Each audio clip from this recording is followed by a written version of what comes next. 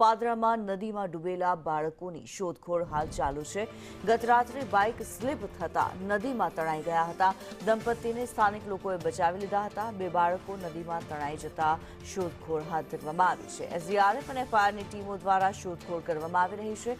નદીમાં જાડી ઝાંખરા હોવાથી શોધખોળમાં મુશ્કેલી નડી રહી છે। ઢાઢર નદીમાં મગરોનો ખતરો પણ તોળાયો છે, ત્યારે બે બાળકોની શોધખોળ હાલ ચાલુ છે।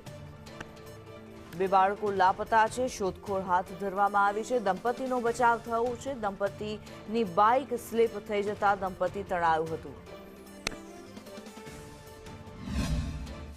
કોટડાનું એક દંપતી કે જે વેણને કારણે નદીમાં બાઇક પડી ગયું છે અને 4 લોકો, એક પતિ પત્ની અને 2 બાળકો તેઓ નદીમાં પડ્યા હતા।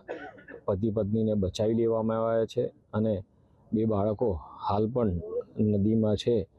તેમને બચાવ કામગીરી અત્યારે વહેણ ઘણું છે, રાત છે અને અંદર મગરો છે, જેથી અત્યારે રાતે શક્ય નથી। તો સવારમાં એસડીઆરએફની ટીમ, ફાયરની ટીમ તમામ સવારે આ બાળકોના રેસ્ક્યુ માટે લાગી જશે અને તેને બહાર કાઢવા માટેના પૂરા પ્રયત્નો કરવામાં આવશે અને દંપતી હાલ સારવાર હેઠળ છે। તાલુકાના કોટના ગામેથી પસાર થતો એક કોઝવે છે અને તેના પરથી એક પરિવાર પસાર થઈ રહ્યો હતો।